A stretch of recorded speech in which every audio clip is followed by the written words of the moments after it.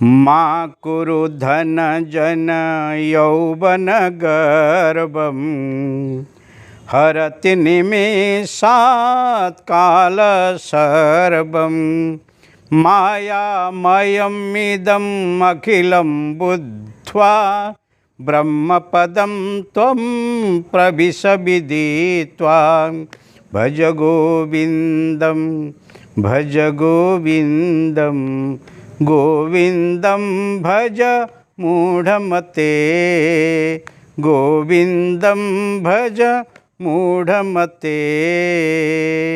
श्लोक नंबर 11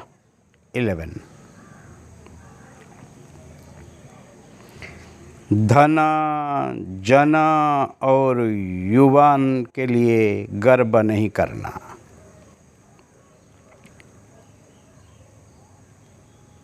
कारण के काल क्षण में आके सब हरण कर लेने वाला है।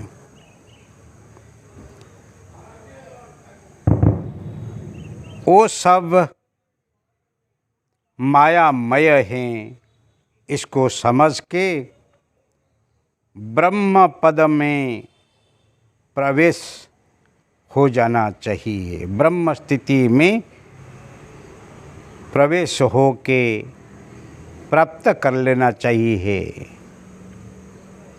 परंतु हम भ्रम में रहते हैं।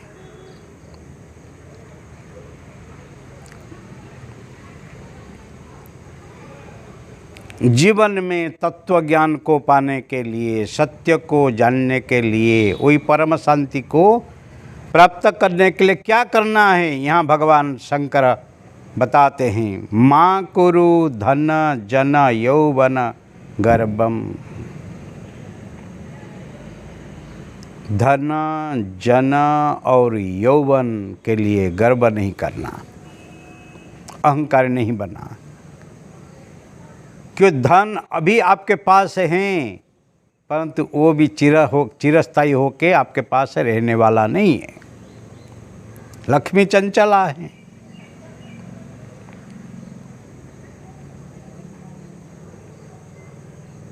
जन जो जन्म हुए हैं, जो आपके साथ हैं, वो भी आपके पास हमेशा के लिए रहने वाले नहीं हैं।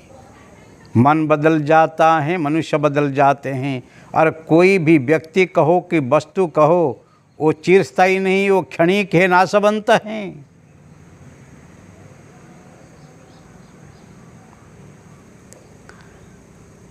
जिसका जन्म है उसकी मृत्यु है।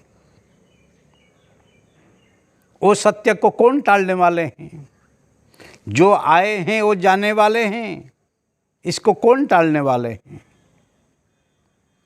और यौवन वो हमारा जीवन का एक क्रमबद्ध शक्ति है।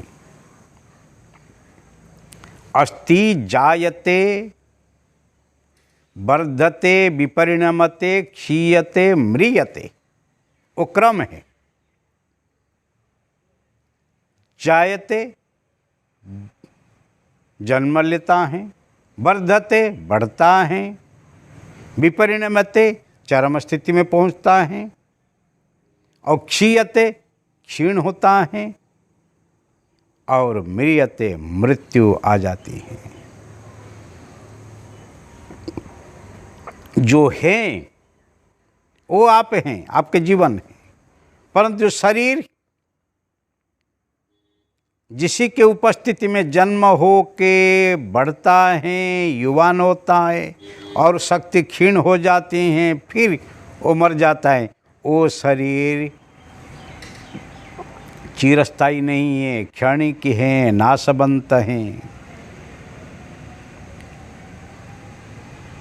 हरति निमिषत् काल सर्वम। एक निमिष उन्मिष में, एक मुहूर्त में काल इसको हरण कर लेता है, क्योंकि वो सब काल का है। काल से हम उधार लाए हैं, और उधार लाए हैं वस्तु ही वापस ही निकल जाती हैं। वो रहती नहीं है। जब हम आए हैं ना, नंगा मुंगा होके आए हुए हैं, और जब जाएंगे तभी नंगा मुंगा होके जाएंगे। जो यहाँ पर आके हम इकट्ठी किए हैं ना, वो सब ही यहाँ रख के ही जाने का है, वही सत्य है। परमात्मा की व्यवस्था में कोई कमी नहीं है। कैसे भी आप कमाओ, पर यहाँ पर रख के ही आपको जाना है। इसीलिए यल्लभसे निज कर्मोपातम वित्तम तेन विनोदय चित्तम। सत मेहनत से कमाए हुए जो संपत्ति, वो ही आपके आनंद के घड़ी में काम में आने वाले हैं, और वो ही आनंद देने वाले हैं। कि संपत्ति के 3 गति हैं, खुद खाओ, नहीं तो दूसरा किसी को ही खिलाओ, दूसरे किसी को ही दुख में आप मदद रूप बनो। नहीं हो तो ना आप खुद खाओगे ना दूसरे को खिलाओगे, और सारा जीवन मेहनत करके करके मक्खी चुस कंजूस होके रहे हैं, और नाग सांप जैसे ही वो संपत्ति को रक्षण करके आप ही बैठे हैं। और मरने के बाद फिर आप देखना दूसरे लोग को आपके संपत्ति को धूल कर देंगे। इसलिए दत्तात्रेय भगवान कहते हैं, मधुमक्खी जो हनी बी हैं वो मेरे एक गुरु हैं। 24 गुरु में से एक गुरु वही भी है। क्यों? मधुमक्खी सुबह से शाम तक फूल से फूल तक उड़ उड़ के मेहनत कर कर के मध को चूसती रहती हैं, और उसको खोखा बना के संग्रह करती रहती हैं। जो उनके पास जाता है वो कुछ मध को खाने के लिए, लेने के लिए, वो खुद डंसती हैं, ना खुद खाती हैं ना दूसरों को खिलाती हैं, पर संचय करती रहती है सारा जीवन। पर जब उनके मध खोखा में मध भर जाता है, तब कोई मल्हार आके मधुमक्खी को मार के फिर वो मध को लूट लेता है। इसीलिए कहा जाता है,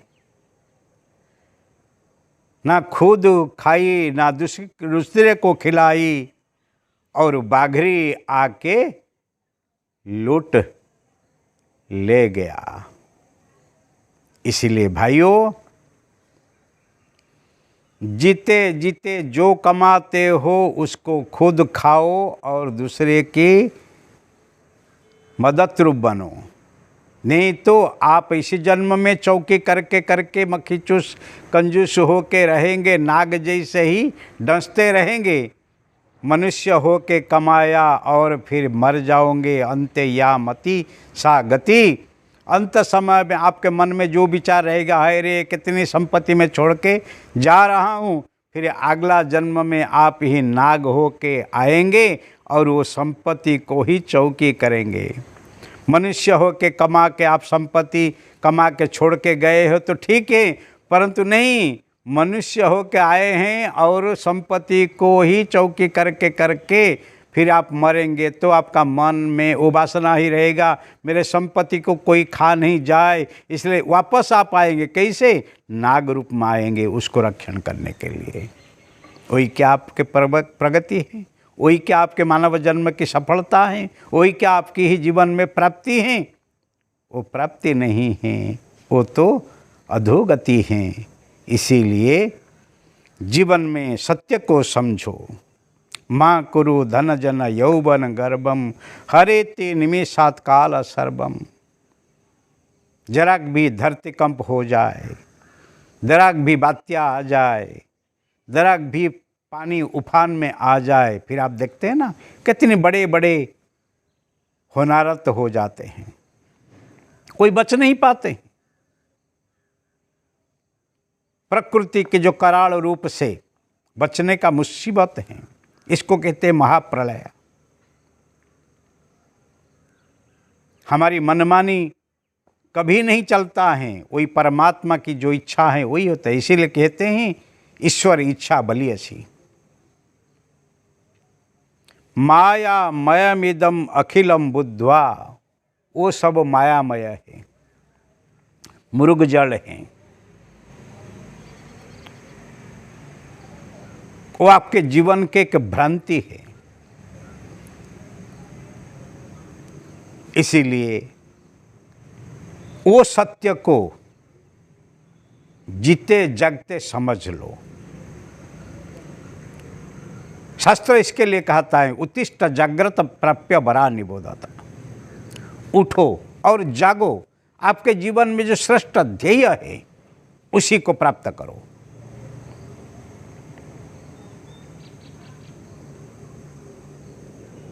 वो ध्येय क्या है? आपके जीवन में देह मिला है, पर ध्येय के लिए मिला है, भोग के लिए नहीं है। इस जीवन में जागृति आनी चाहिए, और वो जागृत से आप ही आपका ध्येय को पा जाएंगे। बुद्ध्वा माया मयमिदम अखिलम बुद्ध्वा, ये सब माया है, वो सब लालच हैं, मन को आकर्षित करके आपके ध्येय से दूर ले जाते हैं देह को। परंतु आपके जीवन में वो ध्येय जो है, शरीर माध्यम खलु धर्म साधनम, शरीर आपको मिला है। कौन सा शरीर? मानव शरीर मिला है। परंतु आपका जीवन का ध्येय क्या है? खलु धर्म साधनम, जो आपका धर्म है, जीवन मुक्ति को पाने का है। आप बद्ध नहीं हैं, परंतु जो मानसिक विकार से जो आप मान लिए हैं कि मैं जीव हूँ, मैं बद्ध हूँ, मैं पापी हूँ, मैं मरणशील हूँ, नहीं। शुद्धोसी बुद्धोसी निरंजनोसी, तुम शुद्ध हो, तुम बुद्ध हो, तुम निरंजन हो, निष्पाप हो। ऐसे मन में जब ही दृढ़ता आ जाएगी तभी देखना ब्रह्म पदम त्वं प्रविश विदित्वा, तब ब्रह्म पद के लिए आप लायक बनते हैं। ब्रह्म पद को आप पा लेते हैं। अभी भ्रम नहीं है आपके लिए। आनंदो ब्रह्मणो विद्वान न बिभेति कुतश्चनेति,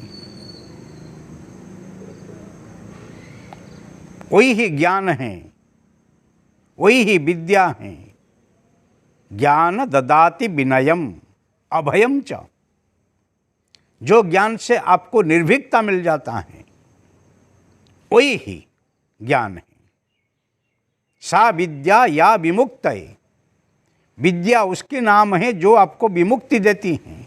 जो बंधन में डालता है विद्या नहीं है, वो अविद्या है। इसीलिए भाइयों, वो ही ज्ञान को प्राप्त करो, वो ही पद को प्राप्त करो। ब्रह्म पदम त्वं प्रविश विदित्वा, ब्रह्म पद जो भ्रम से मुक्त है, जो भ्रम नहीं है, वही ही ब्रह्म है। वही ब्रह्म को पालो और जीवन को सार्थक बनाओ। और जिसका जीवन सार्थक होता है, उनका मन संसार का जप नहीं करता है, वो ही गोविंद को भजन करता है, गोविंद को भजन करता है, गोविंद को भजन करता है। भज गोविंदम भज गोविंदम गोविंदम भज मूढ़मते। रे मूढ़मती, जगत का भजन नहीं है, गोविंद का ही भजन कर, गोविंद का ही भजन कर, केवल गोविंद का ही भजन कर। उसी में तेरा ही जीवन सार्थक बनने वाला है।